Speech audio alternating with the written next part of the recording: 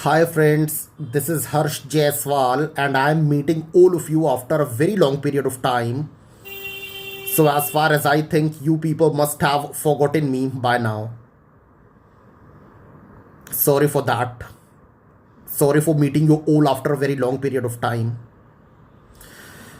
So today we will be discussing a topic that literally constitutes a significant part of all the competitive examinations in the present scenario, and the topic on which questions are definitely put up to the aspirants by the panelists in any interview. And that topic is from Indian polity or constitutional law, and the topic is procedure established by law and due process of law, the significant differences between the two.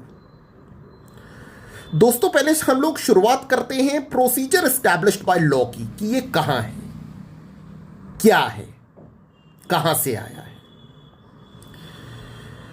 Constitutional law के article number 21 की अगर हम लोग बात करें, constitution of India के article 21 अनुच्छेद 21 की, which is one of the fundamental rights enshrined in part 3 of the constitution of India की, तो दोस्तों उसमें साफ साफ लिखा हुआ है कि no person shall be deprived of his life और personal liberty except according to the procedure established by law.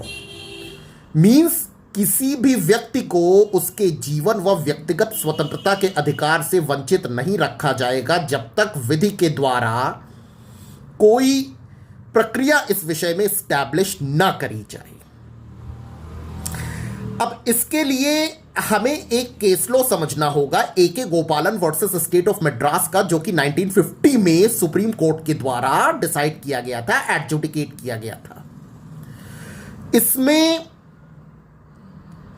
Supreme court का कहना था कि अगर लेजिस्लेचर ने कोई लॉ बनाया है जो कि व्यक्ति को उसकी लाइफ या उसकी पर्सनल लिबर्टी से डिप्राइव रखता है,